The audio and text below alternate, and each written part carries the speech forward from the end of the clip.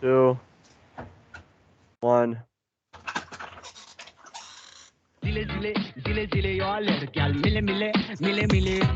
Welcome to this episode of the All Ball Podcast. It is Tuesday, March 22nd. I am your host, Joseph Shelton, here with my co-host.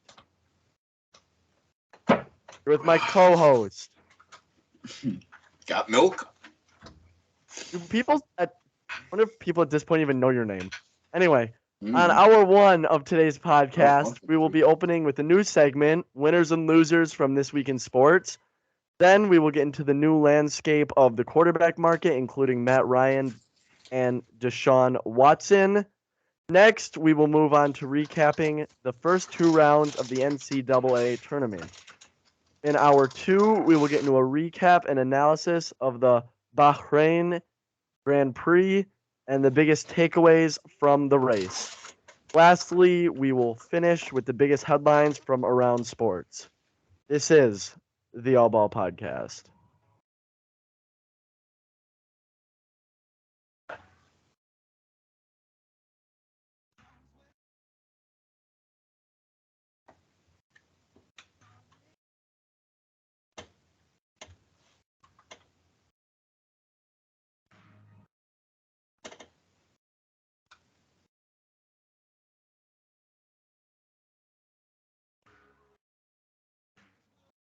Dude, we got another strike on YouTube. We're at 2. Good for them. Good for them. It's really hurting the revenue. I don't understand how every other channel can play like full-on clips of songs or videos, and you can't even hear ours because whatever. What are you gonna do? All right. So, big weekend, March Madness starting up. It's the best weekend in sports. It might be the best weekend in sports. The first week of March Madness. I love it. The whole month, dude. There's the playoffs too, but March Madness is awesome. Dude, there's so much, and the thing is, there's always a game on. Right, and they start early too. Even they play like the irrelevant ones, kind of like in the morning, and then like 11 o'clock is when you start getting into the cool games. Right. But yeah, a lot of games I just had playing in my room. You know what I mean? Like, just even if I wasn't watching it, like, might as well. Right. Type thing, so you can kind of hear what's going on. I will say this: that Baylor UNC finish, it kind of sucked. The overtime kind of sucked. UNC just kind of rolled them in overtime. But like, dude, that whole like last 8 minutes of that game, when like, the whole time you're sitting there thinking like, are they gonna come back? They probably can't come back. They're down to, and they brought it back and they tied it with like a second left or whatever it was. A couple seconds left, especially on an and one. Like, imagine doing that. You're down 3, and they're just like, nah, let me just get an and one to tie it. Like, the defender should have just let him take the lay. I don't get that. Right, I don't get that. We'll get more into that in a second here. First, we're going to get into a new segment that we're having, winners and losers. So first, we'll do our winners. My winners of the week, well, from last week, kind of, are the Denver Broncos. The Denver Broncos went from not in the playoffs last year, and they didn't really have a chance to get into the playoffs. And with basically one move, now some people have them as the favorites for the Super Bowl. They're definitely up. But see, the thing is, it's going to be tough for them to even win their division. Some people have them for the favorites to win the Super Bowl. Others don't even have them, like, winning their division.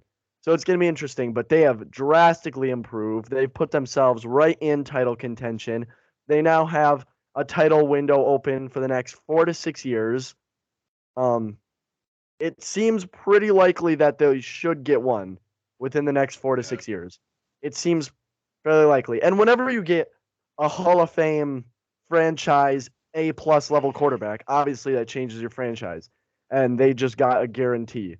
So not a whole lot else to say on that because we've kind of gone through it already, but my biggest winner from the week is the Denver Broncos. Yeah, you could argue they're the most improved team overall. It's just because Just because if you look at it, they would definitely finish bottom of this division. Right.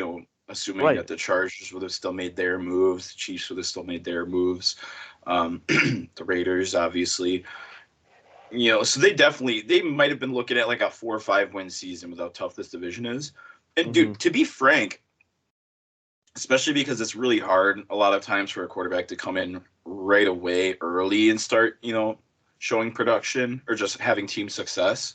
Look at the Rams and the Bucks didn't start getting it going until like the second half of the year. So possibly the same thing for Denver, but they could finish 4th in this division and still be good enough to make the playoffs. Right. Yeah, exactly. Yeah, no. So they're squarely in the championship contention. Who's your winner? My winner, I'm not going to go super in depth on this as well because I've kind of been going over it, but I say the Blue Jays. You look at it, they missed the playoffs last year. They were really close right up into it until the very end, pretty much. But when you bring in an elite level player, just you look at Matt Chapman, top 10 fielder in the league, first or second best third baseman in terms of fielding in the league. And here's a fun little thing. So I just did some quick math here before you got on because I was curious to see. So, like, he's not a super high average hitter. He hits like 240, 250, which is like whatever. But he has 107 home runs over basically the last 3 seasons. So he's hitting, 33 home runs a year, 32 home runs a year. Right. That's elite when you put that into when you add that with Vlad, add that with Bo, and so they lost an MVP candidate last year to the Rangers, but they weren't going to be able to pay him as much as anybody else. Like, it is what it is. Like, it's almost a good thing for a smaller market like Toronto to just move on from a guy like that when they don't have the cap to do that. And they brought in a Cy Young caliber pitcher as well as a good starter to round out that rotation. And so overall, I think the Blue Jays, in my opinion, have asserted themselves as the top dogs in the AL. I'm picking them to come out of the AL to make the World Series. So for me, the biggest winners was the Toronto Blue Jays. Yeah, I like that a lot because now, like we said, you picked them to win the AL East. I think they're squarely in contention for that. I feel like whatever team comes out of the AL East is going to the World Series. So, right, another team that went from missing the playoffs to now they're probably in title contention, right? So, big win for them. Moving on to losers. So, my loser of the week and specifically of the weekend is Kentucky and Coach Calipari. Kentucky it's interesting because they're really a blue blood, but if you look at their record over the last, so I did it since 2009, since Coach Cal was hired, just to make it fair. They haven't made the Final Four since 2015, which that's been a while. Yeah, for a team like Kentucky, that doesn't not really up to standards. They haven't won a tournament game since 2019, and I know it was canceled in 2021. Right? Last year it was canceled? No, year before. No. Yeah, the year before. So in 2020 it was canceled. Yeah. So but still they didn't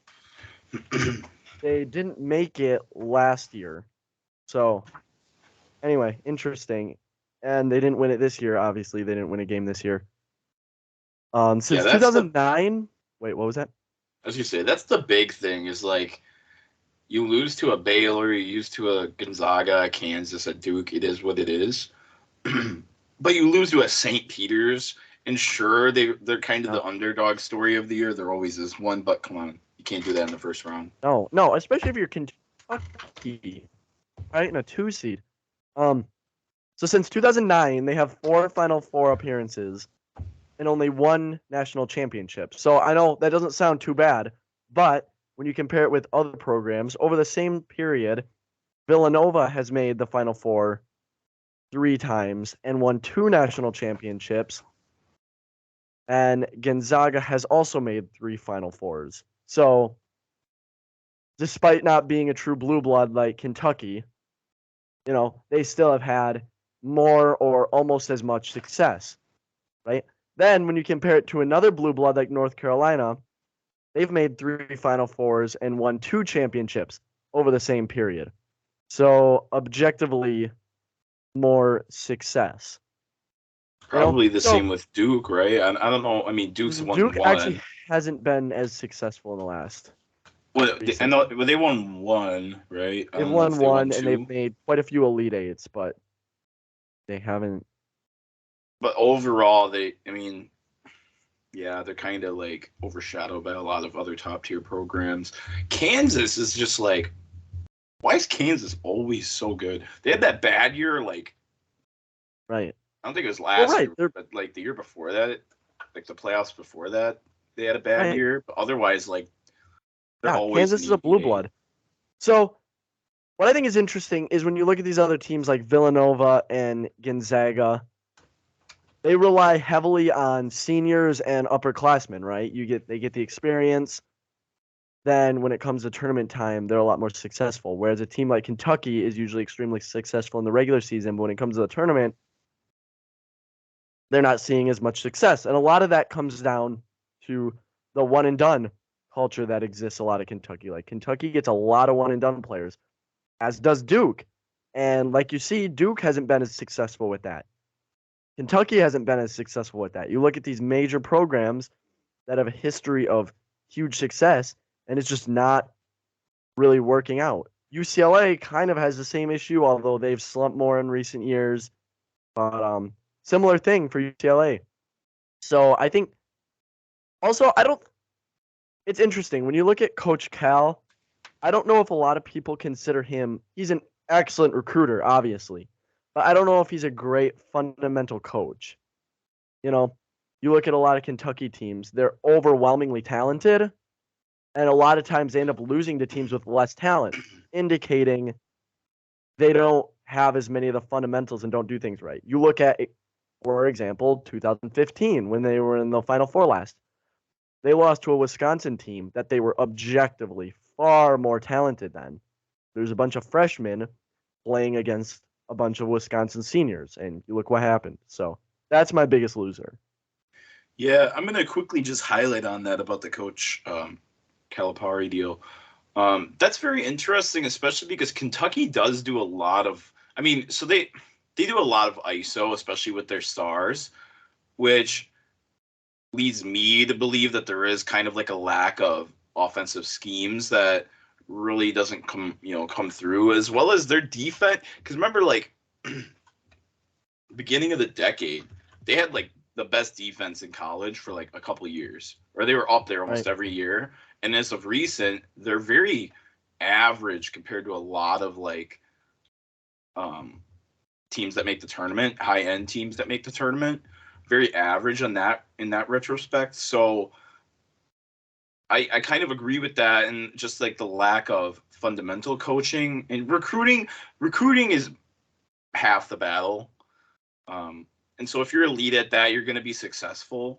But very interesting way to look at that, where a lot of experience wins a tournament, man. That's why the one seeds don't always win. Right, exactly. Yeah. All right. Who do you got? My biggest loser, basically the inverse of your winner, is the opposite end of that trade. I'm going with the Seahawks. So I think that it's between them and the Giants for just the worst future of the franchise in the NFL. They just have no bright spots anywhere. They're overpaying a safety. They literally lost their best 2 players in franchise history within like 2 days. Mm-hmm. A top 5 quarterback. And really, like, it's not like, and there might have been some behind the scenes action going on, but it's not like Russell Wilson was requesting a trade. He more or less said, like, if you guys trade me, it is what it is. But they didn't have to get rid of him. No. Like, they would have been. I don't get it at all. And for the fact that they made it seem like they had to get rid of him by the fact that they only got 2 first-round picks for him. You're telling me that Right. Deshaun Watson is worth more than Russell Wilson, especially when he probably is going to miss a big chunk of this season. And we'll get into that more in a second. But really?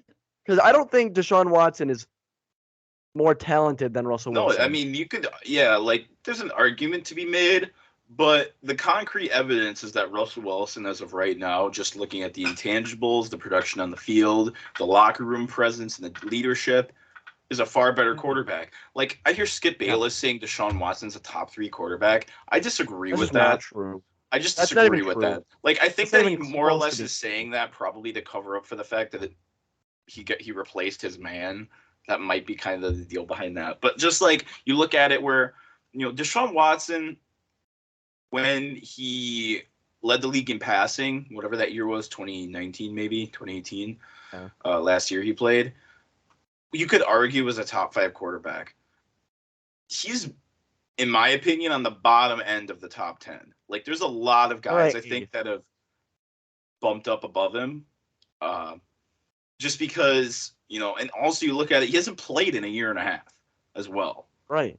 Like, and he might not play half of this season. And so, yeah, right. It's so, very realistic he gets suspended 8 games. Extremely realistic. So you just look at it, that's a good argument that, the better quarterback was pictured as worth less than the other guy. So that's just a weird look for the Seahawks. And then another problem with me is the whole Drew Lock experiment. Let's say he goes out there and he has a good season. That probably still doesn't get you to the playoffs. And on top of that, his standard for a good season is probably just not throwing over 15 picks, because that may very well happen in one of the tougher conferences in the NFL. Like, they're definitely top 3, I think, in terms of just difficulty of the conference. Dude, Jameis had the 30-30. Drew Lock might have the 15-15. He's going to go for that double-double. He'll probably have like a 10-30 would be my guess, if he starts the whole year. Dude, their offensive line still sucks, which, you know what that leads to typically? Worse offensive line, more turnovers. Right. So, right. I don't know. And they're getting rid of. Did they cut Drew Lockett yet? Or Tyler Lockett, I mean? I don't know. They were looking. Maybe that's a move Green Bay should make, honestly, dude. Especially you look at Seahawks trade standards, give them a 4th and I think he'd be worth like a 4th and a 3rd. I'd be fine with that. Dude, Seattle might give up their 2 firsts they got. Oh wait, no. Green Bay would have to give it up. Anyway, point is. Either way, that wouldn't be a bad move for Green Bay. But yeah, I mean, they're going to lose probably Tyler Lockett. I would imagine that because they're just going to the complete rebuild, they're going to get rid of Metcalf at some point. Right. I would imagine. So, like, it's just looking really bad. Like, okay, here's the thing with the Giants and Seahawks is I would say right now the Seahawks are a pube hair above the Giants. Just neck and neck, basically. Okay? Yeah. But the difference being the Giants are kind of staying afloat where they're at. The Seahawks are just taking a nosedive. So I wouldn't be surprised if they finish with the worst record next year. And that's about all I got for the Seahawks. Yeah. I mean, it's been like a multi-year kind of decline, but it's really bad now. All right, so let's jump right into it with Deshaun Watson. So he got traded to the Browns, as is now known. Interesting situation for Baker Mayfield. There's been some speculation that he may be moved to Seattle. I don't know. He might not get a starting job this year. Yeah, that's very possible. I mean, the only 2 teams left is the Panthers and Seahawks, and the Seahawks already said they're rocking with Drew Lock, and the Panthers already said they're not rocking with Baker. So Carolina's already paying a boatload of money to Sam Darnold still, so they probably will go with him again. I wouldn't be shocked. Which is a bad situation to be in. I mean, it is, but they might also draft somebody. They could go Kenny Pickett. Right. It's possible. Yeah. So I think this is a big upgrade for the Browns. I mean, but assuming it's still a risky move because they just gave him the highest contract. Did they give him higher than Rodgers? No, it's okay. he's making like $45 million a year, so more than Mahomes. I think More than Rodgers Rodgers for this year, but yeah, I think this year and next year he's making more than Rodgers, but obviously after the whole backloaded contract comes up, he's going to be making Rodgers is going to be making the most by a lot. But overall, it's definitely probably overall the highest contract. So that's risky because, again, he's probably going to miss half the season this year. He still has 20 civil suits against him. You know, I mean, like, I think it was a good move overall because obviously they upgraded at quarterback. But you're in a tough division, in a tough conference. You know, I don't know. I mean, the thing with the Browns is their window is like this year and next year because at that point they're going to start losing linemen. They're going to lose Denzel Ward and they're going to probably lose some receivers. They're going to start losing people in the next couple of years with how much they're paying him. So I think the window is like basically from the point that whenever Watson starts playing to the end of next year is their window. And that's about it. Well, and they really don't have a ton left at wide receiver. You know, after they got rid of Jarvis and traded Odell last year, those were their top two guys. So, I mean, they don't really have a number one right now. I've seen some things about like how the Browns are trying to lure Jarvis back into it. That makes zero sense. They would if they were looking to keep Jarvis, they would have just restructured his contract. They wouldn't have just cut him. That makes no sense. That does not make any sense. No. Yeah, so that's pretty much what I got on Deshaun Watson. They gave up a lot. Yeah. 3 firsts, 2 fourths, and a third? That's a lot, dude. Like, for that to be more than what the Broncos gave up for Russell Wilson kind of blows my mind. I don't know, like, if that is an indictment of the Seahawks or the Browns. I think the Seahawks. Yeah, definitely. I genuinely think that is like the standard trade for an elite quarterback. Is the package that they gave them. Maybe like keep a couple of them back couple picks and just give up a player or two, like a young player with potential instead, just because you got to have some picks. Like, that's a lot. But that's a lot. The Browns have like, not very many picks now. Yeah, right. And so maybe just like throwing a player there instead of like the third and the fourth or something. I don't know. But either way, they got it done. It's a good move. It definitely makes them better. I'd still say, depending on how much time Watson misses, they still might finish fourth in their division. It just depends. It depends on how well Trubisky plays, I would say. Dude, I'm high on the Steelers, bro. I definitely think the Steelers are bound to win 9 games. We'll see. That's their floor for me. Another quarterback, former MVP, was added to the AFC from the NFC. Good Lord. Anyway, the Falcons have traded Matt Ryan to the Colts for a 2022 third-round pick. And here's what I think was the best deal for the Colts. The Falcons still have a $40.5 million dead cap hit. So that means they're taking on a lot of Matt Ryan's salary, right? I think it's like almost half. Right. The Colts are only paying $20 million for him. Right, exactly. So that's huge. That's huge. And they only had to give up a third-round pick. That's a great trade by the Colts. And, I mean, it is what it is for the Falcons. I think it was time to move on. And it's a big win. It kind of works out good for everybody. It works out good for the Colts. It works out good for Matt Ryan because now he's got a shot at one more. He's got one more championship shot, probably with the Colts, who, again, have still have a very good roster. Don't get it twisted. Top 10 roster for sure. Right. And Atlanta has since added quarterback Marcus Mariota, which is interesting because, again, Baker was there.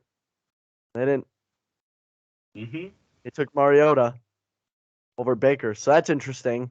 They'll probably also draft a quarterback. I wouldn't be shocked. They have a higher pick. in the draft this year, so that wouldn't surprise me. If they were going to take a guy, I definitely think it's going to be one of the raw guys early, especially because they got Mariota 2 years. And it's not a bad contract. I think it's like $28 million for 2 years. I mean, that's good for your starting quarterback. They also, because skill position-wise, they're really lacking in Atlanta. Basically, outside of Kyle Pitts, they don't really got anybody. Well, they had Calvin Ridley, but he's gone, and they lost Russell Gage to the. Hold on. Calvin Ridley got suspended how many games? Remind me. A year. And we think Deshaun Watson will get suspended how many games? Yeah, like 4 or 8. Yeah. Okay. That makes sense. That makes sense. No, that makes sense. Deshaun Watson getting suspended for sexually assaulting women, maybe 8 games. Calvin Ridley half the betting punishment. $1,500 gone for the year. But that's we've been through this. Half the punishment, double the crime. No, not even double the crime. It's like that's not even that's infinite.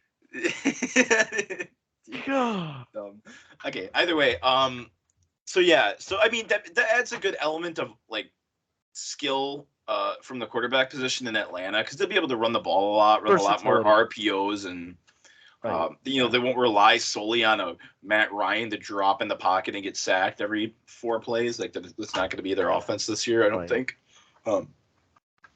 So I think it fits well. Matt Ryan really is one of the guys, kind of like Tom Brady and kind of like Phillip Rivers, where they just like are statues behind the line. They don't really like. They just kind of stand there for the most part, and so having great protection. I'm not saying they play well together, but don't even try and go that Tom Brady's a scrambler. I know No. Hold on. Matt Ryan won an MVP. Drew Brees didn't. Yeah, it's all about situations. But either way, so like just the way that they play the position, where they're very, very accurate and elite when it comes to throwing the ball, but not much really movement. They don't really have a movement skill to their game, where that's really good for Matt Ryan. They got a lot of deep threats in Indy as well as one of the best O-lines. Matt Ryan or Kirk Cousins this year. Go. I would choose Matt Ryan if he was on the Falcons, dude. Yeah, I'd probably take Matt Ryan too. I just wanted to see what you say because we had that talk about Kirk Cousins being capable of winning a Super Bowl. I would doubt Matt Ryan's been to a Super Bowl and he should have won it. He just choked. So is he capable? I mean, he is. I guess he's clearly capable because they could have. They were up 28-3. You would have he's to say capable. He is. Yeah. Damn. I had to pause there, but he was basically a quarter and a half away from winning. So, all right. Let's get into. We got about 15 minutes left here in the first hour. Let's get into college basketball. So as we said, Baylor, the Bears. Some really big upsets happened this weekend. Baylor versus North Carolina. That was probably the game of the turn. Well, I don't know. There's been a lot of good games so far. That was a great game. Baylor was down by, I think, 25 at one point. Can I just say this quick? Because we just loaded up the ESPN website, right, to look at all the scores and whatnot. Yeah. Chicago's getting 20-balled in the second quarter. They were so overrated, dude. Getting dogged by the Bucks. They have not beat a top 5 seed in either conference. Dude, they beat a winning team though the other night, so they're did so that. Overrated. Oh yeah, I'm telling you, dude. Was it really a far stretch for me putting them all the way down to 6th? No. I think they might not be top. They're not top 10 now. I think I nailed that one, bro. Yeah, you did. I think I nailed it. Yeah, you were right on that one. Okay, back to college basketball. Yeah. So obviously that was a fantastic game. I think Baylor was down by 25 at one point, right? Yep, that was the largest 25 lead. or 26. They came all the way back, tied the game up, took it to overtime, looked like they had all the momentum, and North Carolina just refused to go away. They just refused to go away. And you highlighted this as what could potentially be a big game, and sure enough, it was. Like we said, North Carolina has all the guns to do it, and yeah, they got it done. They're still in it, right? That was in the second round? North Carolina? Was that? Yeah, that was in the second round. Go. Yeah, so now it's North Carolina versus UCLA. So two blue bloods going at it. Good one. For the Elite Eight. I would probably other... favor, I guess, North Carolina, probably. But then again, they do have nights where they just like shoot 30% from the floor. So I don't know. I would probably favor UCLA, but we'll see. Anyway, so another big story of the tournament so far is St. Peter's, the 15th seed, who, as we already mentioned, beat Kentucky, then beat Murray State, and they beat them by 10, so pretty comfortably. This is an interesting team. Like, they got a lot of, like, they have quite a few good players on this team. And that happens in college basketball sometimes, you know? You can get a collection of talent at a smaller school just because there's so many schools out there, and, you know, you never know. You put some guys together and they get to their junior and senior year and they're playing really good basketball right now. So good for them. Yeah, that's the Cinderella story this year. There's always one. You can always bank on one, sometimes two. They're going up against 3 seed Purdue, which is now the highest seed left in the conference, or in the East section of the bracket, after both Kentucky and Baylor got knocked off. So that'll be an interesting game. I don't know if you want to call this a big upset. Iowa State beating number 6 seed LSU, and then beating number 3 seed Wisconsin. I don't get it. Honestly, I'm not even shocked. I kind of suspected this. This Wisconsin team was just not very good. They just... It sucks, but... If they didn't shoot 8% from 3... 2 for 21 or something like that, 22. Or 1 for 17 from 3. I think it was 1 for 17. Yeah. The only reason they ended up... They hit that, like, really last shot with, like, 5 seconds left. Otherwise, they would have shot 1 for 21. They shot 2 for 22 on the game. But they hit that one that was, like, in garbage time when we were down. Off. Yeah, by, like, 7 or whatever. Awful. I mean, dude, literally all it was they took the ball out of Wisconsin Star's hands. They ran a zone defense, and they just couldn't figure out a way to beat it. So Charlie Hepburn got hurt. That didn't help. Yeah, so that was awesome. Another pretty big upset. Number 10, Miami knocked off number 2, Auburn. I had Auburn going to the Elite Eight, so that's kind of... Or no, I had them in the Final Four in my bracket. That's disappointing for me. Yeah, so now you have a number 10 seed versus a number 11 seed in the Elite Eight. That's something you don't see every year. Well, I think it's still the Sweet 16, isn't it? Or yeah, sorry, Sweet 16. But either way, there's going to be a at worst 11 or at worst a 10 seed in the Elite Eight. Right. It's kind of cool. You had number 12 Richmond knocking off number 5 Iowa. I love Colin Cowherd said Iowa's the fake ID of college football, and now they're the fake ID of college basketball. Yeah, I don't know what he has against Iowa. You know what that reminds me of? What? Mr. Crumbaugh with Xavier. That's exactly what that reminds me of. It's just like finding a way to hate. It's funny.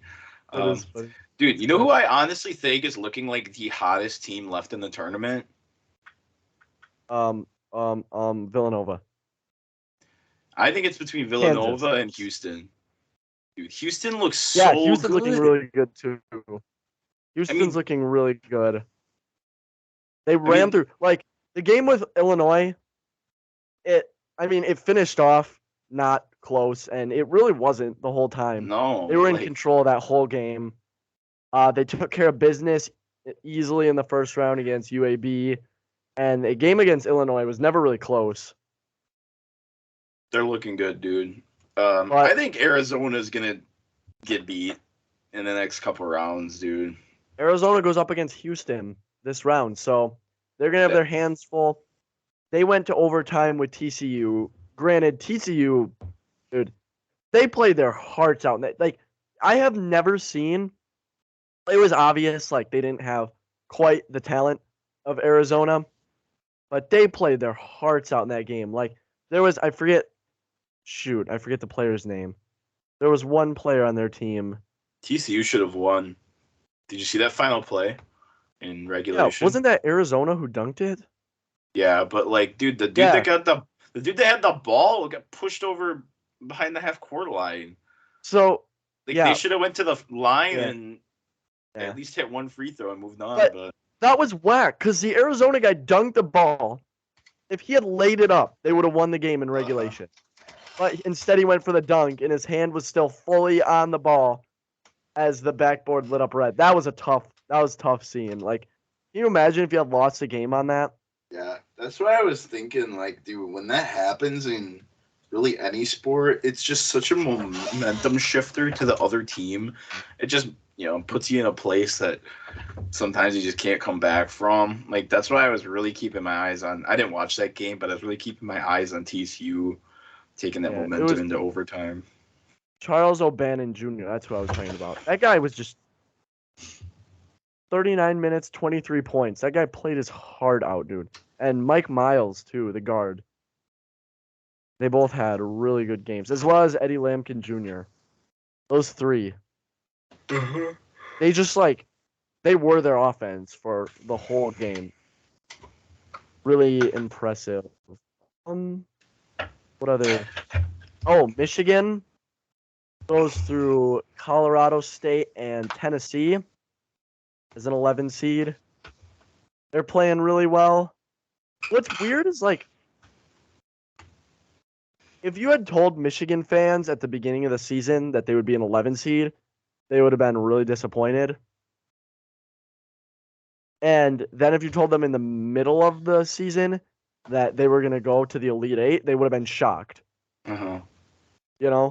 So it's just interesting how expectations on that team turn around. Because you got to remember, it was a good team, not a bad team. No, their center is wet. He's cash. But no, dude, I think right now looking at it, I'm feeling really confident in my Kansas pick. Looking at the rest of the playoffs, there's only a handful of teams that I think can go up against Kansas. I could see Villanova beating Kansas, at least on the right side of the bracket. Not many other teams, bro. I still got Arizona, but that scares me because I think the two, one of the hottest teams and then another one of the, soundest teams fundamentally are both in their side, both in their region, with Villanova and Houston. So they got to play Houston this round, and then if they survive that, either Michigan or Villanova. And if Michigan beats Villanova, they're as hot as anybody. So, I don't know. It's going to be really interesting. Arkansas has also been playing well. They now go up against Gonzaga. I would expect Gonzaga to win that, but we'll see. Duke's playing really solid for all the trepidation people had about them coming in the tournament. They're playing solid. Yeah, they're doing pretty good. Oh, you gotta look. Well, dude, I'm scrolling down to looking at when the games are scheduled to be played, and Coastal Carolina and South Alabama have a game scheduled on the 28th, and I'm questioning why. Basketball Classic semifinals. Are you sure you're not looking at women's? Are you looking at women's, dude? No, it's in the middle. It's between the Final Four and the National Championship. Just go on the schedules and scroll down, or Scroll till the national championship. Or sorry, it's after the Elite Eight. On scores? I just looked it up on Google. Just look it up on Google and then click on the games. 28th? Yeah. Hold on, I'm gonna look on ESPN. On March 28th. March 28th, Coastal versus South Alabama. That literally doesn't. It says there's no games on this date. I don't know what you're looking at. I don't know how to screen share. I'll show you after when we go to intermission. You can screen share on go to the bottom right corner next to the chat.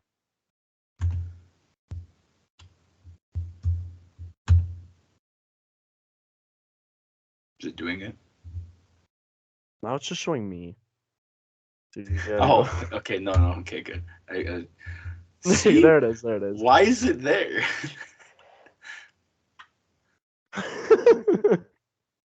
It's after the Elite Eight. I have here's all the what that. 16 right? matchups, and then just after the Elite Eight, Coastal and South Alabama. It's the. So I clicked on it, and it said the Basketball Classic semifinal. Basketball class. Dude, somebody How messed is that up. a classic? That's not is on it ESPN. Coastal like kind of new? To I don't Division know. 1?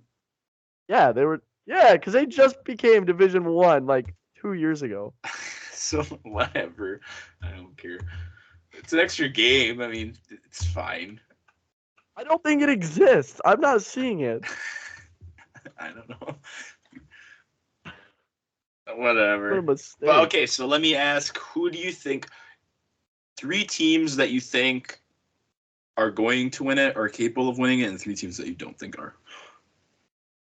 What the? Why is that on there? Okay. Okay, so my 3 favorites would be I like Arizona, I like Villanova, and I like Houston, but obviously they're all in the same region, so that's not realistic at all. So I like Arizona. I like Kansas still. Dang, I liked Auburn, but they lost, so obviously not that much. I like Kansas. I like Arizona. I like. I'm kind of liking Purdue now. Out of the East. But if they Purdue or play UCLA. No, they're gonna lose this game. They're the higher seed. That's a Purdue thing. Like they're definitely losing this game. That's true. So maybe I want to like North Carolina because they've won a lot of big games lately. But No, I just maybe don't I think do. Maybe I like North Carolina. You know what? They're an 8 seed, but dude, they blew the doors off Marquette. They beat Baylor. They've recently beat Duke. Yeah, Like the only thing I but don't like about them is a lot of them are freshmen. So like offensively, they're just not super consistent. They obliterated Marquette by 32. Yeah, And they had a huge lead on Baylor until they blew that. Dude, but lot of still, that might just be inexperience, bro.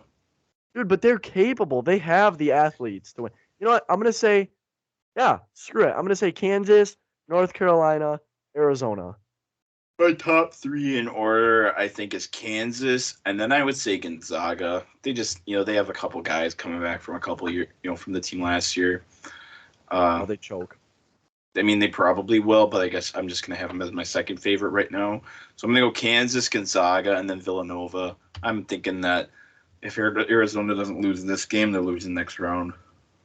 Dude, I want North Carolina Duke in the Final Four so badly. It'd be cool. So badly. Because Duke has like owned North Carolina, right? That's like the thing. I mean, is that Duke like recently in the tournament, whenever they match up, just absolutely own North Carolina. Like regular season, I don't think it's a big thing, but I'm pretty sure Duke like beats North Carolina like almost every time. So that'd be awesome to just watch that, especially spoil Coach K's last tourney. Dude, that'd be like, that'd be so awesome. hot. Oh, that'd be so hot. Oh, shoot. Okay, we're out of time here. So I guess we'll be back in the next hour with a lot more.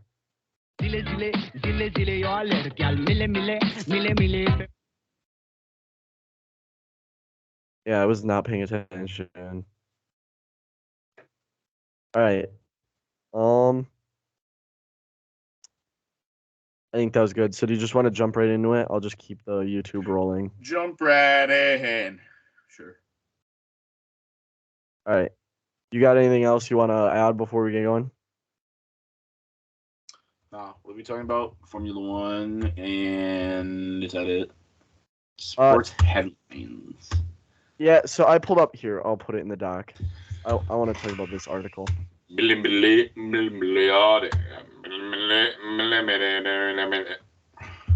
at click on that.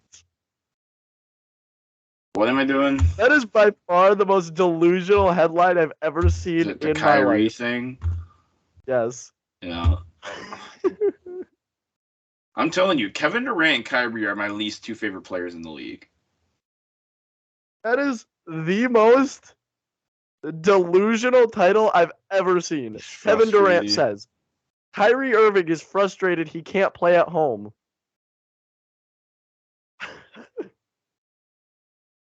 Here's my question: why is KD talking for Kyrie? Like, why do they always talk for each other? Just talk for yourself. Because Kyrie's not allowed in the building because he's not vaccinated. Okay, let him talk on an away game. Which, by the way. Yeah, I know where you're going with that. By the way. All right. We've said a lot that, like it's just your job, like, just get vaccinated. We're kind of done.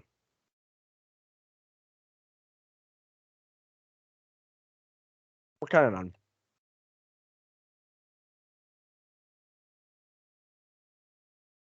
I don't know. You think New York's going to turn around that mandate, like, by the time the playoffs start? No, they said, I saw. They literally might just be doing it because of Kyrie at this point. Just because they hated him. But, hold on. He's a rebel. He's a rebel, bro.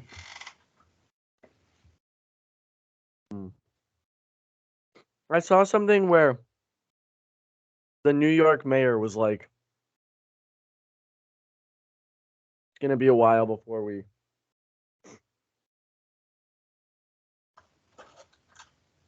Like, does that apply to the Yankees?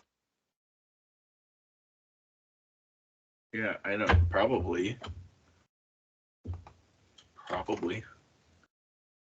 And the Mets? Probably for both, yeah. But they're outside.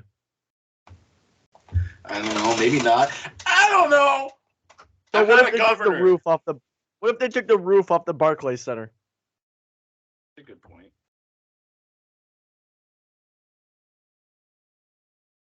Check out this snap I just sent you.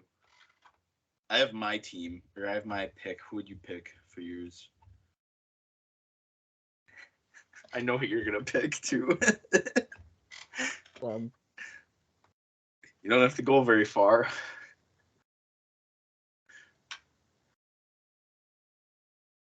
Actually, mine's between two of them. Wait. Oh, like okay.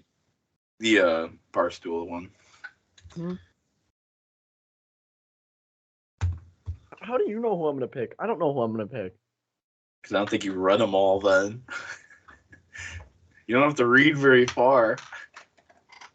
I would not play with Aaron, Jordan, and No, not that one. Baker and Colin? That's what I would do. Oh, that would be pretty funny. That's what I would do. Oh, and yeah, is there. And I get OBJ is there, dude. I get it. I thought it was like, I was thinking like people you would want to hang out with. No, dude, it's playing rounds. 18 holes.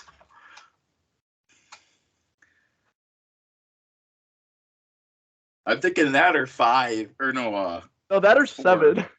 4. I like 4. A good 7. Scumbag Philly fan. It's funny. Yeah, I would probably because 1 would just be annoying. 3 would be just weird. Well, what even? 5 Who's would Jordan be Rogers? He's his brother. Oh, 6 is dumb. 8 would get me killed. 9, I probably wouldn't even understand what's going on. So yeah, probably 2 or 4. I didn't even think about. That's funny. Jordan Rogers was a quarterback hmm for who? At some college. For New England. He was on the College. Patriots. When? I don't know. I just got a picture of him in a Patriots uni. I don't know if he was like on their practice squad. But he went to Vanderbilt. That's what it was. Vandy. Career passing. Dude, I yards. would. Let's check it. Can you imagine Collins just like So doing his analogies? He's just doing his analogies to Baker. see, this is what happens when you go out drinking with your boys and don't come home, till 2:00 in the afternoon the next day. Your wife's mad. This is what happens, Baker. Dude, I don't even need Odell there. Like Odell really doesn't add anything to that for me. I think it does. OBJ would just be shit talking Baker the whole time. That'd be awesome. That doesn't really do it for me. Just Colin and Baker. That's all I need.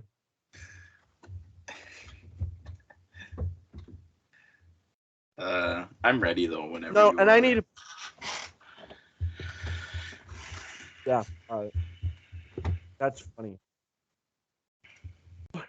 No. My favorite would be Skip Bayless and Charles Barkley.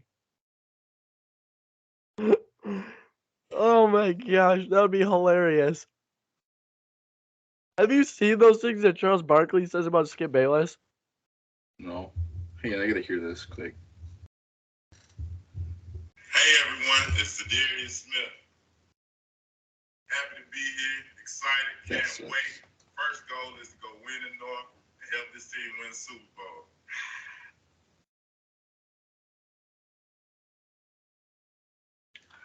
God, dude, Zadarius Smith signing with the Vikings just sucks. Yeah. That sucks. Charles Barkley goes, I just want to get Skip Bayless in a room and beat him like a dog. I feel like There's you only say 2 that people like I want to. what is that from? You can't just say that. He said that on the Dan Patrick show. I feel like you can't just say that. I want to beat him like a Said it. dog. In 2005, he said to the Washington Post, there's only 2 people I want to kill. Skip Bayless and Jay Mariotti? I don't even know who that is. I hate punk ass Skip Bayless. See, that sounds like something Chuck would say. Why do they call him Chuck, by the way? Charles Chuck? Is that like a thing? Yeah. People call Charles Chucks. Mm-hmm. Well, who else did you think was called Chuck? I don't know. That's why I asked it. There's nobody else named called Chuck. All right. Let me just say this one thing as well people before we start recording. Did you hear about that thing about Shaquille O'Neal pooping on his teammates? Yeah. Did you hear about that? He filled up a bucket and poured it on them. I don't think that's accurate. Is that can you go to jail for that? There's no way that story is true. Can you go to jail for that? Yes. There's no way that story is true. There's no way. I believe it. I don't. I believe it. All right, ready? Yeah, let's just open it talking about Shaq pooping on his teammates. Probably not. Well, because we're already recording. This is already going on YouTube, but Nobody watches it. 3, 2, one.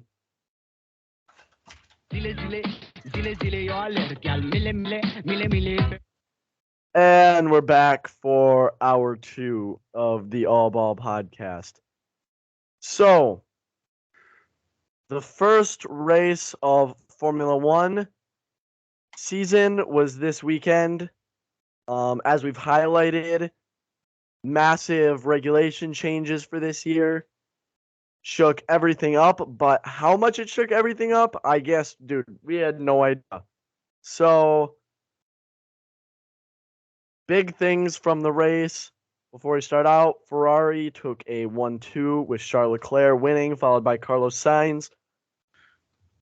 Lewis Hamilton and George Russell ended up coming in 3rd and 4th after running 5th and 6th for most of the race due to engine failure from both Red Bulls. That was a huge story. Both Red Bulls had an engine failure, as well as one of the Alpha Tauris, which is the other team powered by the Red Bull powertrains. You think it's a coincidence? No, obviously they had something wrong with their engine. Like they got to fix it. So obviously they had something. Dude, 75% of their engines failed. That's a problem. Dude, that's just so like whack too, because it was all within like the last 10 laps, wasn't it? Right, yeah. All 3 of them. Crazy. Dude, the last 5 laps. Yeah, that's unfortunate for them. And Perez's was not. Oh, no, that's not true. Well, yeah, no, that is true because last 10, I guess, because Gasly's blew up and then Max had trouble right after. So, yeah. Haas is 3rd place in the Constructors after scoring a total of 0 points last year. Kevin Magnussen coming home in 5th place. Valtteri Bottas got an impressive 6th place for Alfa Romeo. Switching teams, he had out-qualified George Russell, who replaced him at Mercedes, and then ended up I don't know what happened there. 6th. Dude, the Mercedes is just not that good, and the Ferrari engine is really good, apparently. Because you look at, so obviously Ferrari took 1 and 2. The other Ferrari-powered cars are Haas, Alfa Romeo. Oh, that's it. Is Aston? No, Aston is Mercedes-powered, and they came in darn near last. Last, pretty much, yeah. Last of the people that finished. And Williams, also Mercedes-powered, came in 2nd to last of the people that finished. McLaren, who's also Mercedes-powered. Actually, so yeah. So, obviously, Perez, Verstappen, and Gasly, they DNF'd. But of the ones who finished, so Hülkenberg, Latifi, Norris, Ricciardo, Albon, and Stroll, so 12 through 17, all Mercedes-powered cars. And they would have taken... Well, was George Russell in 6th? Last. Because I think George Russell, for the most part, was in like 7th and 8th, wasn't he? Like, I thought he was behind Bottas as well as... He was in 8th. Well, he was in 8th because Max and Perez were in 2nd and 4th. Right? So the Mercedes moved up 2 places when Max and Checo had to retire. Yeah. And so even look at that, like overall, they were looking at 3rd. Right. You know, like by far 3rd. Right, yeah. Right, exactly. So Mercedes has got some issues they got to work out. Big win for Ferrari, though. Huge win for Ferrari. This is the first Ferrari victory since 2019 when they were cheating. So, first win they've had without cheating for a while, unless they're still cheating, which you never know. But yeah, huge win for Ferrari. Huge L for Red Bull, who the Ferrari at this track was definitely the faster car. The Red Bull still looks to have tremendous pace, and it's a clear number 2. Possibly could be number 1, depending on the track layout and upgrades that are brought after this race. But now they got to fight to get back in it. They really do. They got a big fight to get back in it, unless Ferrari happens to have a DNF somewhere along here, which will inevitably happen. But Red Bull's just now 1 race behind the 8 ball. So that's interesting. Yeah, I think if Ferrari can consistently get points basically every single week, that I'd be shocked if they don't end up winning it at the end of the year. I think they're due to probably 2 or 3 DNFs on the year. A couple for sure. Red Bull's just gotta have less. Couple for sure. Then Charlie Boy took first, but yeah, I mean, one thing that sucks for Red Bull is, you know, they're basically starting from scratch for the next week, whereas Mercedes is already going to be able to look at, you know, what issues to fix like currently, whereas Red Bull basically their test run week 1 is thrown out, and now they're going to have to push that to next week, where, you know, I think it's going to be really tough for them to finish above Mercedes next week as well. I disagree with that. Keep going though, but I think that Mercedes is going to have the advantage just in the fact that they're going to be able to tweak some small things, whereas Red Bull's going to have to focus a lot of their time and patience on critical, you know, failures, whereas Mercedes can be able to tweak and, you know, change different portions of their car that, you know, I think Red Bull at some point is going to pass Mercedes, but at least for Ferrari's sake, that they're going to be getting a couple points stripped away next week, possibly, you know, in the next couple weeks, because I think Mercedes is going to have a couple finishes, especially, like, I think Hamilton is almost a lock to finish above Sergio Perez. Like, I wouldn't be surprised if Max came out and, you know, took pole, but, you know, Hamilton overall is a better driver than Perez, so, like, I wouldn't be surprised if, you know, him just stripping away a couple extra points isn't going to hurt them in the long run. So I am thinking it looks really, really good for Ferrari. Here's the deal. In Formula One, reliability issues are a lot easier to fix than your car just not being fast. And the Red Bull car is still wickedly fast, especially when you compared it to Mercedes. Like, they have seconds on them per lap compared to Mercedes. And I don't think they'll be able to touch them in qualifying. I mean, they weren't particularly close this week. I don't think that'll change. So the one reliability issues are significantly easier to fix than pace issues. 2, actually, I guess that was my 2. Yeah. So Red Bull already got a wickedly fast car. So I would not.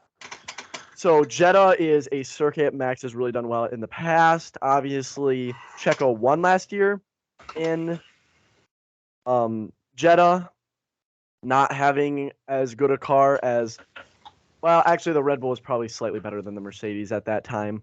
But still, Checo still was able to pull off a victory last year in Jeddah.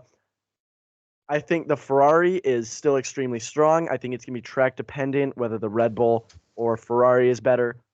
If Red Bull can get their reliability issues fixed, which I definitely think they can, I would not be shocked to see it very similar outcome next week, if not Red Bull coming out on top.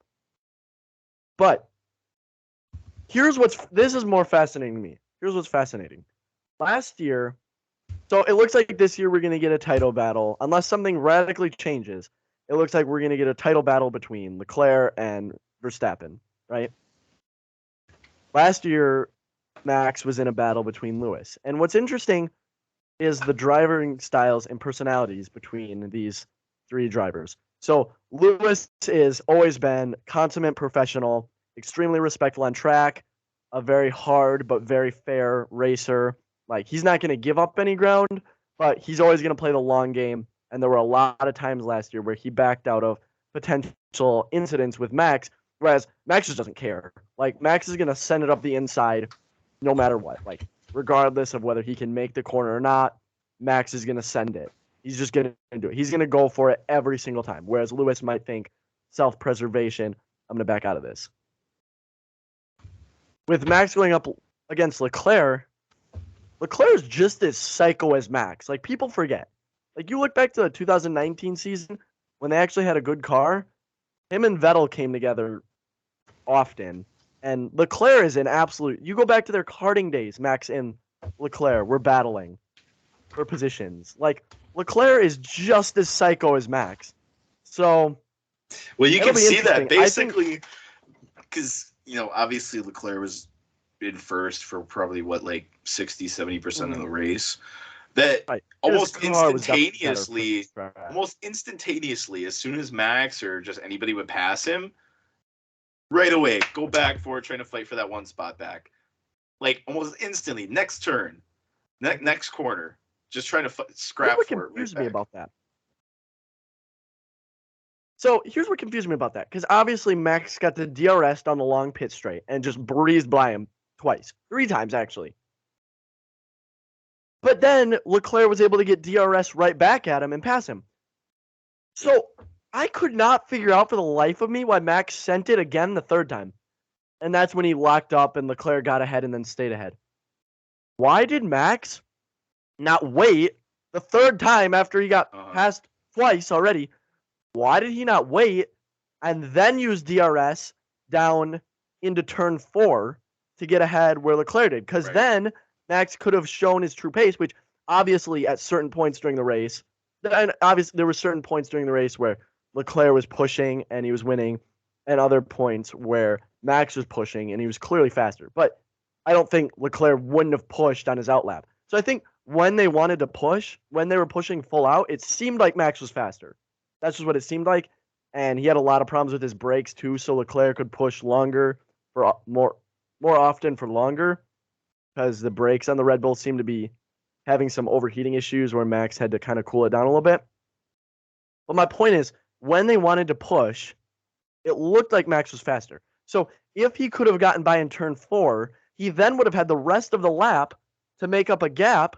So it would have been really tough for Leclerc to catch him down the pit straight. I don't know why he didn't do that. Like, that's just kind of how crazy Max is. He's like, every time he sees a gap, he's like, I gotta shoot it. I gotta shoot it. Whereas, like, if you took a drive, but again, Leclerc's the same way. So that's what's gonna make this crazy, is because, like, if you had Lewis in Max's situation, Lewis probably would have got him, because Lewis would have waited through the first corner and then got him in the fourth corner where he could make a lasting advantage. So that's like the pluses and minuses of Max. Like, on he's the really front fast, side, he's really aggressive. On the top end, there was not a lot of great defensive driving, I don't think, like overall. A lot of the positions stayed the same for the most part throughout the race, but especially because I think that the first sector was like the easiest to kind of hold your ground on. I don't think there's a lot of opportunity to overtake there. That people were leaving gaps. Yeah, right. But like people were just leaving gaps constantly. Like not just Max and Charles, but like a lot of people, Perez, as well as I would say Sainz, I think did the best. That's why I'm still like, he's closer to Hamilton, I think, than anybody in the top 5, just in terms of like patience and taking what's there. That's why I still think he's probably, I don't know. I like him more than Leclerc for Ferrari. That's why I'm kind of like. You're right about that. The problem is, like, Leclerc and Max just have more pace. They just have more raw pace. So I would agree with you. Like, when Sainz is in the midfield, for example, like last year, Sainz beat Leclerc in points when they were in the midfield, like battling and scrapping it out. Leclerc gets into open air, like, his pace is. I haven't seen some of these people in elite cars, for example. Now that George is in Mercedes, but it's not as good. We haven't seen George in an elite car in open air, but George is shown to have very good pace at points. Lando has also shown to have very good pace at points, but we haven't seen him in an elite car. But basically the point is, of what we've seen in the top 3 teams, Lewis's pace is different, Max's pace is absolutely different, and Leclerc's pace is different. That's what we've seen so far. And so I just don't see him, like, if they're in the front and they're in the open air, I don't see Sainz out qualifying Leclerc regularly. I just don't see it happening. And I don't see him out qualifying Max. So at this point, you're looking, he's scrapping for third. And here's the thing, if Sainz does start competing with Leclerc for qualifying place and position, then Max is going to win this championship, because it's inevitable somebody's going to have a DNF. And if the Ferrari guys are taking places off each Points other, away from each Checo's other. not going to be taking places off Max, right? So Ferrari Well, can we've win the seen that, constructors yeah. and also lose the drivers because Checo's not going to take points off of Max. It's just not going to happen. Yeah, So I at mean, some that's point, Ferrari's going to have to make a decision, right? At some point in the season, if it stays this way and the Red Bull and Ferrari are still really competitive, at some point, Ferrari's going to have to put their chips in one camp or the other because they can't. It's not worth it them losing the drivers' championship by letting them fight it out. Obviously. See, I'm just looking at it from the fact that I'm just looking at reliability as well as consistency more than anything. Like over the last decade, who's dominated Formula One? Mercedes, Lewis Hamilton. Right. A lot of their roots is just conservative, get points when you can, don't take DNFs. So, I wouldn't be shocked if, kind of like last year to a degree, where a lot of times the two top deal dogs are going to be taking each other out of the races or out of a couple races. As well as, like, you just look at something so stupid last year. What was the big deal that Leclerc did last year? Was he basically took himself out of a race just in qualifying. Yeah, in Monaco. Like you can't. It's just like not consistent enough for me, I guess. Where like they're gonna take risks and they're gonna do everything they can to get as many seconds as they can, but like at some point you're human and they're bound to screw up, and I think it's gonna cost them in the long run. Just like if Sainz can get podium over half the season, I think he'd be looking pretty good. Yeah, I mean, if that's true, but see, here's the thing. Here's what you're forgetting. Like, he still has to beat Max too, and this weekend in a better car, right? I would argue the Ferraris was better last weekend than the Red Bull. I think that is pretty evident. In a better car, he still couldn't. He could never gain Max. Like he was never close to passing Max until Max's engine started blowing out and he had lost his power steering, right? So he's got to be Charles and Max. And maybe I think he a beats lot Charles, of that is just he doesn't. If he's beating Charles, I don't think he's beating Max. I just think a lot of that is he doesn't cut corners as tight as he can. But again, that just goes back to the fact that that's risks that Max is willing to take. And so at some point, I think he's going to cut a corner too tight or not give somebody enough room to sneak by. And whoop-de-doo, his tire goes flying and then he's out again. Like it sucks. One thing that really, really sucks is, and it's early in the season, so like you can come back from it. It's just the sole fact that like I think everybody just overall had such a clean race, and so the fact that there was 3 DNFs is just garbage. I know it stinks, and it stinks that Red Bull got no points because now they got to like fight back, and like it's a long season. There's 22 races or whatever, so it's a long season. But I don't know. It's gonna be fascinating. It really is. And so I would agree with you. I would say if it was just Ferrari on Ferrari, I would give Sainz a lot better chance. The problem is it isn't. Yeah, no. It's not. True. Because the Red Bull's right up there. And by the end of the season, the Red Bull could be better. It could be a lot worse. Yeah, and if Leclerc, keeps his strong suit going and finishes podium quite a bit in the next couple races, probably more likely than not, Ferrari's going to kind of turn on, pick him more or less to being the point getter this year. He has the higher potential, and I think like the better brand, the better face, just like overall more appealing driver. But he's Ferrari's guy. He has been, right. Signed the longest contract ever for a Ferrari driver. Longest contract Ferrari's ever given. So I think, right now it's really, really tough to tell. So I think after about a month or so, after we get into a couple of races, we'll have a better idea of how the season's going to play out. Right. One thing that's really, really fun though is just how elite the top is. Because like, you think about this, we're literally sitting on Lewis Hamilton possibly finishing, top, like in fifth. Like that hasn't happened in a long time. It's just like, and I don't think like Mercedes. I can't believe they kind of dropped the ball. They did a little bit, yeah. In the new regs, like they kind of dropped the ball. Yeah, and I don't know, like, I mean, you could look at it like the other two teams might have just gotten a whole lot better, and because like, basically your whole goal is to be faster than you were last year, and I think they're basically on par with where they were last year. Weren't they in qualifying at least? It's just more or less as they didn't improve as much as some of the other teams did. So that's why it's really exciting just for the rest of the year. What I find fascinating is, so we've known these regulation changes were coming for a while, and these are the biggest regulation changes in Formula One in a long time. And everybody expected Ferrari to be good. I mean, they finished 5th in 2020, so they had, of the top teams, they had the most wind tunnel time.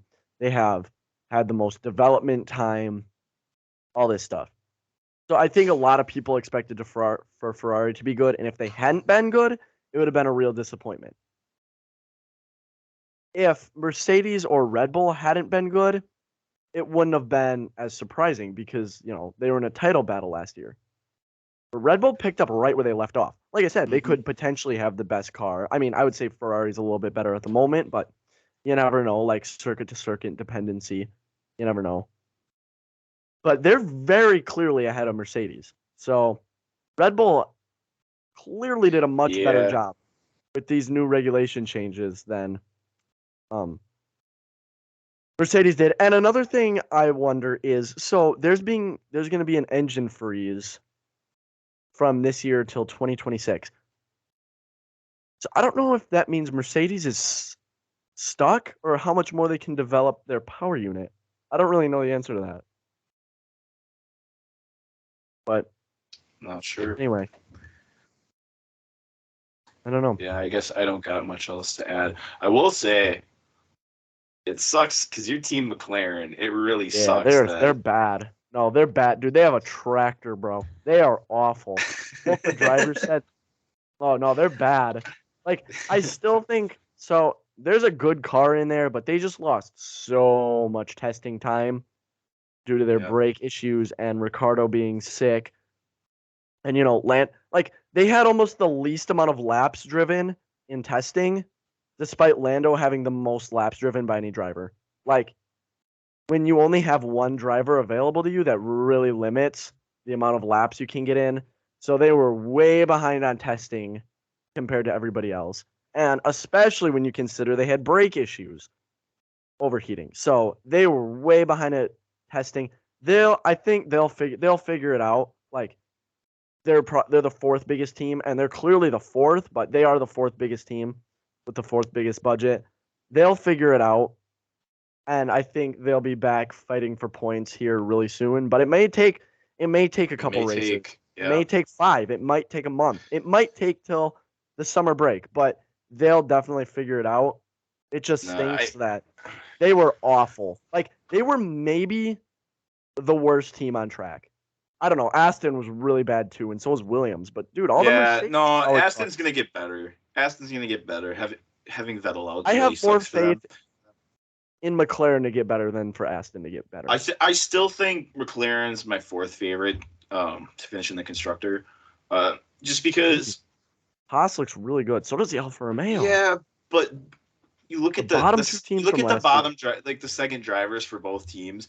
I think Ricciardo is definitely better than what's the dude's name? Zhao, right? I definitely think he's better than Zhao. Zhou Guan Yu. Guan Yu, that's what it is. Zhou Guan Yu. Zhou, not Zhao. Zhou. And Lando's definitely better than Kevin Magnussen. Yeah. Like, he had a better race, but I think that's strictly due to the engine. They just got to get their car better, man. I don't know. It'll be interesting. It'll be interesting. Everybody's got to look at improvement. Right. And I don't know. Mercedes claims their power unit issue was due to increased drag on their cars. But then explain why every single Mercedes team had issues. You know, and every Ferrari team did really well, right? I mean, like, that's interesting. He says he doesn't think there's a big difference between power units. But what's also interesting is the Mercedes was clearly the best the last whatever years in the turbo hybrid era. So I don't think there's any way it's that much worse. No, they'll rebound for sure. It's really good for them that they got as many points as they did week 1. It'll be here's Like, what I find interesting. What can fix itself faster? Mercedes, because yeah, they podiumed this week, but without the Red Bull issue, they wouldn't have come that close. Mm-hmm. So what'll be interesting to me is to see will McLaren be consistently scoring in the points first, or will Mercedes be consistently fighting for podiums first? Yeah, that's definitely what'll happen faster. You got to look at it like definitely the priority is Mercedes, but I think one thing that's interesting is I would say this was more of a break. Like Red Bull getting taken out of the race, I think was more beneficial to Mercedes than it was a detriment to Red Bull. If that makes sense to you. That's fair. Because I think Red Bull's going to catch them in basically a month, if not pass them. If that. So 3 races. So I mean, it gives them a little bit of leeway, a couple weeks worth of leeway to try and exceed them, but yeah. I don't know. I guess it's gonna be interesting to see if they can catch up to Ferrari now. I hope they can. I hope they can. Yeah, no, having a 3-way finish is like. Here's the thing. I think Max will catch up because basically, so there's 8 points. So basically, he needs to win 3 races. 3 more races than Leclerc. Assuming Leclerc gets second, right? Right. Which is not a guarantee. Not likely.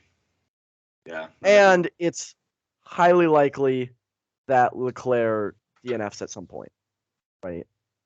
So I think it's still fine. I mean, like you look at last year, like Max crashed in Silverstone and Lewis won the race and they were still fine, and Max crashed in Jeddah and it was still fine. So no, like his peak is so high that he can basically catch up as long as he limits his DNFs on the year.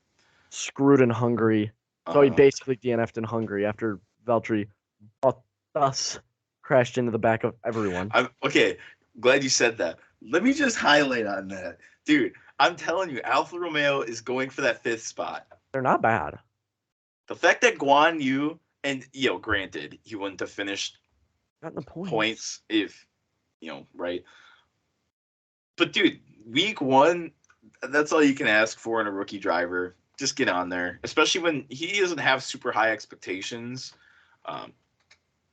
with how bad Alfa Romeo was last year. Yeah. Dude, I'm high on him. Like you know what, dude? I'm hoping that they finish above McLaren. That's my dream for the season. That's my hopes. I hope Haas finishes 5th. Yeah, it's cool. It'd be cool. That'd be a cool story. That would.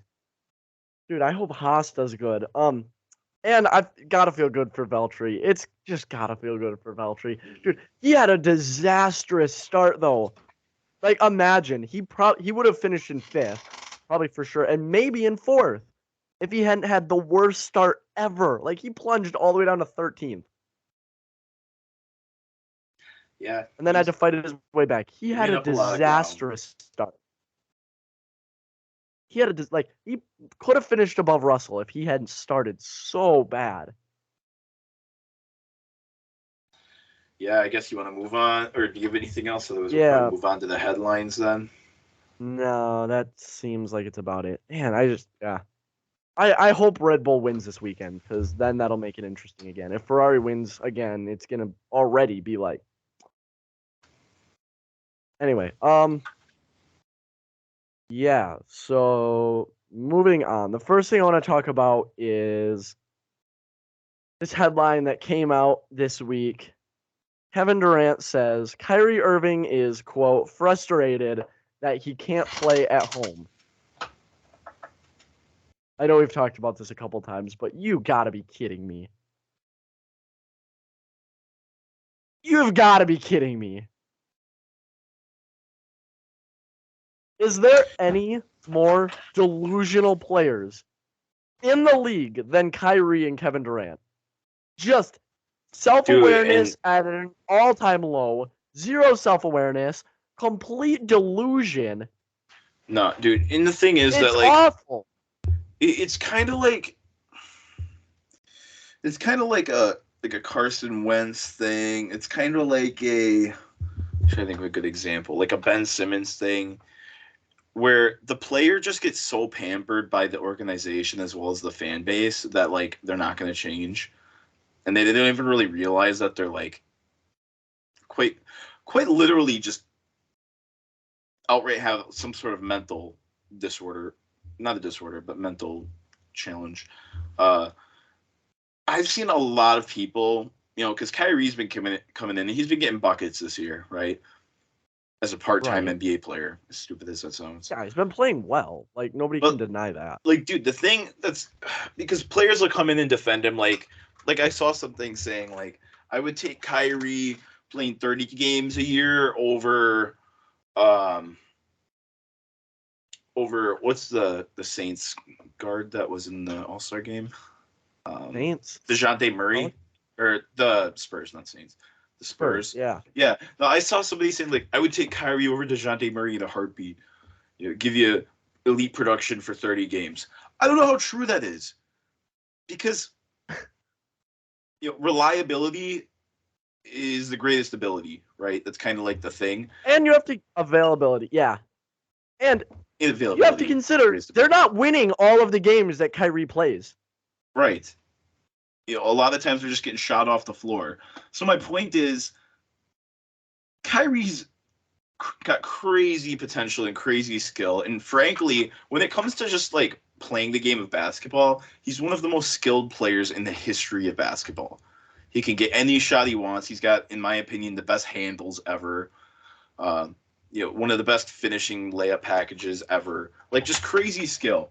But, dude, all these other NBA players are beat up, injured, and tired, playing 80 games a year, whereas he's playing half the games. So he's coming in well-rested, fully healthy, fresh as can be, putting up big numbers in a lot of times, the games he's playing. Like, he dropped, like, 50 or whatever on the Hornets. Like, it's not like that was super meaningful. Like, they 30-balled him, So it's not even like the games he's, like, coming in that are super impactful either. So the fact that, like, all these fans are still sticking by him, like, nah, sit out, whatever, as long as you're producing, it is what it is. Like, no, I would rather Kyrie average 20 points per game and play, like, a normal amount of games than what he's doing right now, where he's averaging, like, 28, I think it is. Like, he's averaging a lot, but he's only playing half the games, if that. A quarter of the games, really. Think about if any quarterback did this. Like, look at how much Aaron Rodgers got blasted for missing one game. Can you imagine if any NFL quarterback did this? Like, they just had to miss all their home games? Like, just missed 8-9 games. Are you kidding me? You'd get cut. That'd be unacceptable. Unacceptable. Well, that kind of was like a discussion with, was it Zach Wilson last year, I think, right? Before he started playing in New York. I think that was kind of the thing where he wasn't vaccinated in college, but it wasn't like but it wasn't like a thing. And so the first thing he did before he even signed the contract with the Jets was get vaccinated. Because he knew, you know what's coming. We're just like, he acted like a professional. Yeah, so just the fact that the responsibility coming from, like, such a young guy, just, that's his first job or first, like, career job. that just like coming into it kind of knew what to expect. The fact that Kyrie doesn't know what to expect, or what's expected of him, I should say, is just like mind-boggling. I mean, and on top of that, you look at it, he doesn't even know. He doesn't understand what the situation is. Just completely unaware of himself in this situation. It just makes me mad. It annoys me because he has such high potential and such high of expectations, and he just doesn't take accountability and responsibility for that. Dude, I love the fact that him, Kevin Durant, and Ben Simmons are on the same team. Nothing brings me more joy than that. Ben Simmons, by the way, still not playing. Those are my 3 least favorite players in the NBA by far. Is Ben Simmons ever gonna play? Well, dude, I saw some things. So he apparently had like a lower back injury from sitting. He hasn't played in a year. What are we talking about? Like from sitting? What did he get a lower back injury from? Like, not dude, playing. my back hurts from sitting, I guess. But it also hurts from standing and walking. Like, dude, freaking deal with it. He says, Kevin Durant went on to say, he said, he, as in Kyrie, figured this stuff would be rolled back by now. We'd be way past this, but it's a situation we're in. We got to deal with it. He's got to deal with it, trusting that it'll get figured out soon. Hey, we'd be past this. Hey. Yeah, okay, well, interesting. Yeah, I have an idea. Like, dude. I have an idea. Crazy. You know what's weird to me though is I don't know what the curriculum and the standards is behind like vaccines in New York or wherever the Barclays Center is. Is it in Brooklyn? It's not in Brooklyn. It's like it's in Brooklyn. It is okay. So I don't know what the standards is about that in New York, but the fact that Kyrie was sitting courtside. Yeah, he can sit courtside, maskless. Yeah, not with the team though. Like he went in as a fan. Right. Maskless. I don't understand what the whole like standards are behind that. Like, are they saying like if you're employed you can't? No, so it's. Hold on, I'm reading. It says right now we're gonna take some complaints. Announcing that masks are now optional for daycare students between the ages of 2 and 4. It's just stupid. Mm-hmm. So basketball business, all of those things are going to have to wait. They have to wait until that layer comes. It's a private employer mandate, which does not allow employees to work in office or in these cases players to play for their teams if they are not vaccinated against COVID. But yet you can go to games, you can go to restaurants, you can go to movie theaters. Yeah, I don't know if that's just to like. I get what Kyrie's saying. It reliability doesn't make any sense. It doesn't make any sense. But still, just weird. Like, oh man. All right. So, what else we got here? Did we talk about? Yeah, we. Oh, I mean, just that's what we basically can do. headlines. So who do the Packers have at wide receiver? Alan Lazard. Of like legitimate receivers that could be on a good team, Alan Lazard. Okay, if you So if I you mean, put Alan they Lazard could on the probably- Buccaneers, would he be in the rotation? Probably 4th, maybe 5th. Yeah, it's a bad situation they got themselves in. You know, and I'm thinking that they're gonna get a couple guys in the draft that'll be good, but like, dude, Rookies, you know? They're just unreliable, bro. Like they'll come into the, we've seen as of recent, a lot of rookies can come in and just hit the ground running and put up good numbers, but like, in late game playoff games, you need somebody to catch the ball. That's what Devontae Adams is there for. Devontae Adams shouldn't have been there to get 75% of the targets. He should have been there to get 75% of the targets in the fourth quarter of a playoff game. Well, that's what he did, but yeah. Well, that's got what 75% of targets. Well, because so, again, their he's second got- receiver was what? Adam Lazard. yeah. How they're scaling I mean, they did bring in a Cobb loss? back, but like Cobb's kind of like in the same boat. That's huge. You know, that's kind of like in the same boat as Alan Lazard. Like they're both like lower end starters. Cole Or Beasley's on the market. Yeah, that wouldn't be bad. I really was hoping that they would trade for Robert Woods, dude, especially when you look at what the Titans gave up. Like, so they didn't. obviously didn't even go for him. They need to go for Tyler Lockett. Tyler Lockett could be a good 2, I think. Is But you still Odell need on the market? Odell's still a free agent. I don't know how much he's willing to.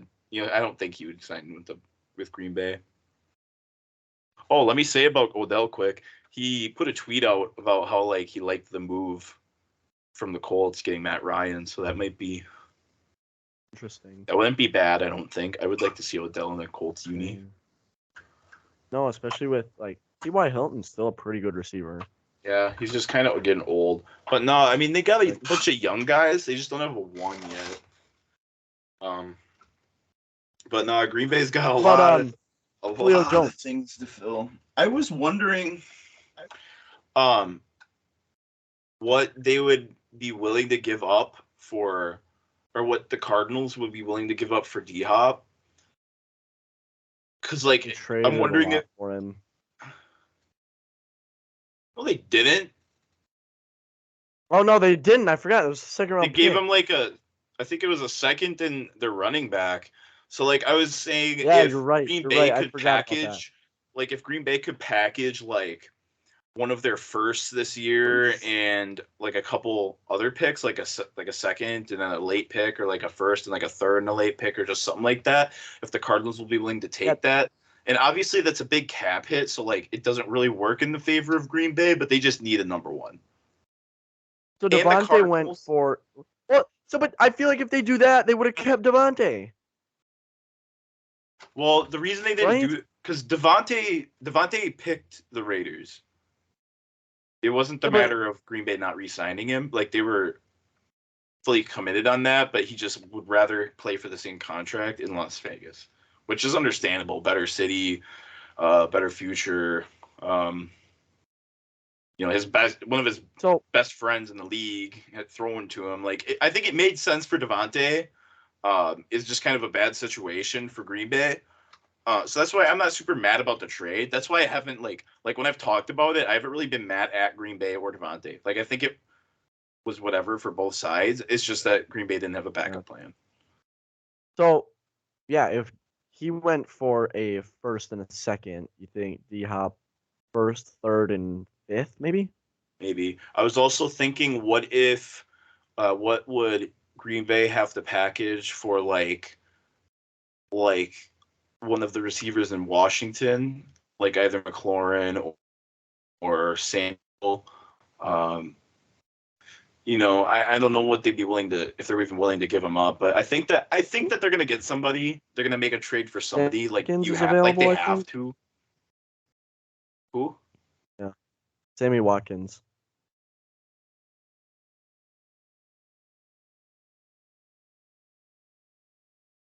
I think Leighton froze.